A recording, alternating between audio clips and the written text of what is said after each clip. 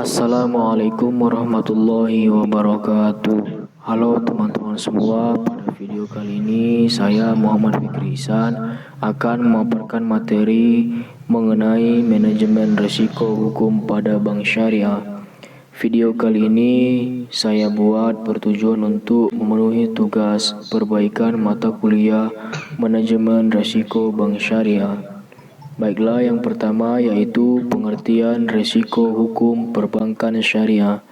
Risiko hukum adalah risiko yang timbul karena ketidakmampuan manajemen perusahaan dalam mengelola munculnya permasalahan hukum yang dapat menimbulkan kerugian atau kebangkrutan bagi perusahaan. Risiko hukum antara lain dapat bersumber dari operasional, perjanjian dengan pihak ketiga, ketidakpastian hukum dan kelalaian penerapan hukum, hambatan dalam proses ligitasi untuk penyelesaian klaim, serta masalah yurisdiksi antar negara.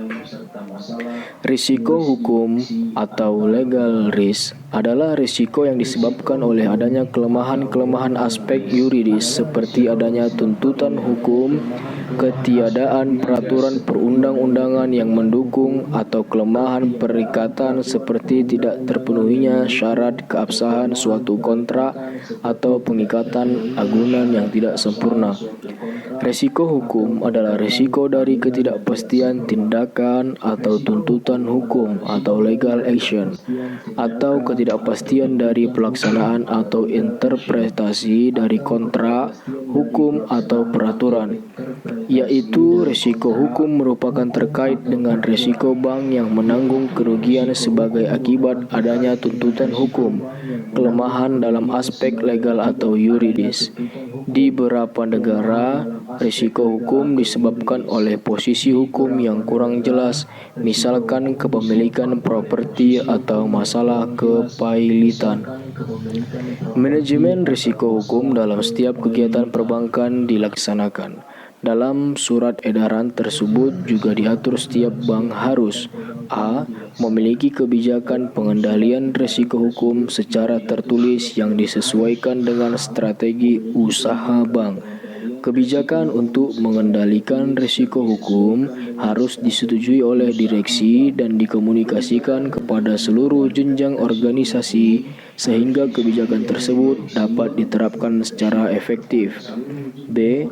Bank harus memiliki satuan kerja atau sekelompok petugas yang berfungsi sebagai legal watch untuk menganalisis dan memberikan advies hukum kepada seluruh pegawai pada setiap jenjang organisasi. Berkaitan dengan risiko hukum, hal-hal yang harus diperhatikan adalah 1. Keharusan memiliki kebijakan dan prosedur secara tertulis. 2. Keharusan melaksanakan prosedur analisis aspek hukum terhadap produk dan aktivitas baru. 3. Keharusan memiliki satuan kerja yang berfungsi sebagai legal watch tidak saja terhadap hukum positif tetapi juga terhadap fatwa, DSN, dan ketentuan-ketentuan lainnya berdasarkan prinsip syariah. 4. Keharusan menilai dampak perubahan ketentuan atau peraturan terhadap risiko hukum. Yang kelima, keharusan untuk menerapkan sanksi secara konsisten. 6. Keharusan untuk melakukan kajian secara berkala terhadap akad kontrak dan perjanjian-perjanjian bank dengan pihak lain dalam hal efektivitas dan enforceability. 2. Penerapan manajemen risiko. Bank memastikan kecukupan proses identifikasi, pengukuran, pemantauan, dan pengendalian risiko, serta informasi manajemen risiko untuk menghindari kemungkinan gugatan hukum.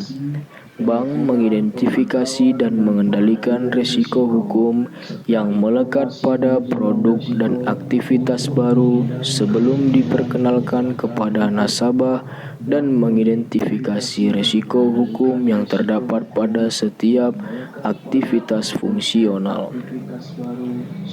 3. Pengendalian risiko hukum. A. Tuntutan hukum dengan langkah dan pengendalian sebagai berikut. 1. Penanganan sengketa pada tahap pralitigasi terdiri dari 1. Pendampingan hukum. 2. Pemberi pendapat hukum.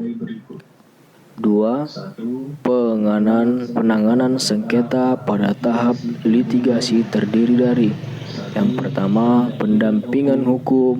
Yang kedua, penanganan litigasi di pengadilan. Dan yang terakhir, penanganan litigasi di luar pengadilan melalui mediasi dan arbitrasi Basarnas. B. Kelemahan berkaitan dengan langkah dan pengendalian sebagai berikut. 1. Tahap sebelum transaksi bank harus membuat perjanjian.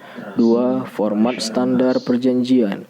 3. Format standar syarat dan ketentuan atas produk barang dan jasa.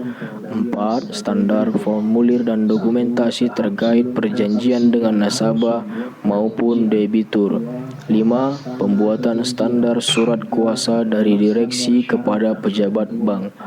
Review dan pemberian pendapat hukum atau legal opinion atas draft kebijakan atau prosedur bank yang berpengaruh terhadap risiko hukum. Pemberian pendapat hukum atas draft perjanjian bank dengan nasabah maupun debitur.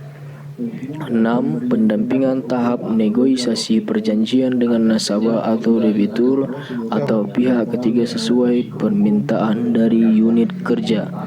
7. Pembuatan analisa yuridis atau permohonan kreditari calon debitur atau dari debitur. 8. Pembuatan perjanjian kredit dan perjanjian atau dokumen jaminan, serta memastikan seluruh dokumen kredit telah ditandatangani dan mengikat bank dan debitur. Dan yang terakhir, pemberian legal clearance sebelum proses pencairan fasilitas kredit. Tahap pasca transaksi. Yang pertama, review dan pengkinian atau perubahan atas format standar perjanjian. Yang kedua, review dan pengkinian atau perubahan atas format standar syarat dan ketentuan umum atas produk maupun jasa bank. Yang ketiga, review dan pengkinian atau pembuatan atas format standar formulir dan dokumentasi terkait perjanjian dengan nasabah maupun debitur. 4. Perubahan peraturan perundang-undangan dengan pengendalian sebagai berikut. Melakukan identifikasi resiko hukum dan memberikan pendapat hukum atas usulan produk atau aktivitas baru bank sesuai kebijakan internal bank yang berlaku. Dan yang keenam, review dan pengkinian atau perubahan atas format standar syarat dan ketentuan umum atas produk maupun jasa bank. Dan yang terakhir, melakukan penyesuaian atas kebijakan atau prosedur maupun standar perjanjian atau dokumen formulir bank sebagai tindak lanjut atas perubahan format standar syarat dan ketentuan umum atas produk maupun jasa bank terhadap perundang-undangan.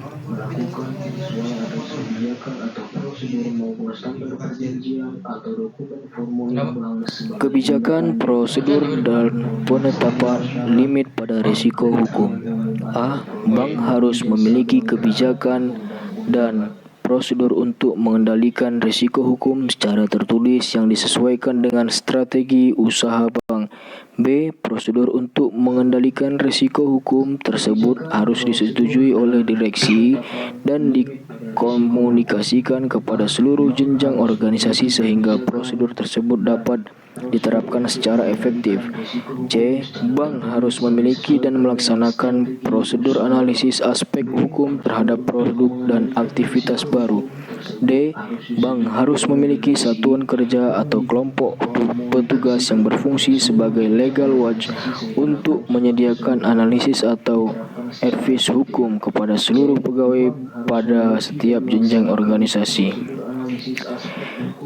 Setiap kerja atau bagian hukum, satuan kerja, manajemen risiko, dan satuan kerja operasional harus secara bersama-sama melalui dampak perubahan ketentuan atas peraturan tertentu terhadap eksportif risiko hukum. F. Bank harus memiliki kode etik yang diberlakukan kepada seluruh pegawai pada setiap organisasi guna meningkatkan kepatuhan kepada ketentuan intern maupun ekstern. G. Bank harus menerapkan sanksi secara komitmen kepada pejabat dan pegawai yang terbukti melakukan penyimpangan dan pelanggaran terhadap ketentuan ekstern dan intern serta kode etik internal bank. H. Bank harus melakukan evaluasi dan pengkinian kebijakan dan prosedur pengendalian risiko hukum secara berkala sesuai dengan pengembangan eksternal dan internal bank, seperti perubahan ketentuan dan perundang-undangan yang berlaku. Kemudian dalam rangka meningkatkan pemahaman dan kepedulian terhadap risiko hukum, Divisi Corporate Legal juga telah memberikan pelatihan dan sosialisasi kepada unit kerja dan staf operasional mengenai aspek-aspek hukum dalam proses pelaksanaan transaksi di bank, studi kasus atas permasalahan hukum yang lazim terjadi serta langkah-langkah pencegahan atau mitigasi atas risiko hukum yang mungkin terjadi dalam operasional bank. Divisi Corporate Langkah Legal melakukan pemantauan risiko hukum dengan cara 1. Mengukur tingkat risiko hukum inherent atau legal risk event yang dihadapi bank secara periodik atau triwulan dengan menggunakan indikator atau parameter risiko hukum yang ditentukan oleh otoritas jasa keuangan.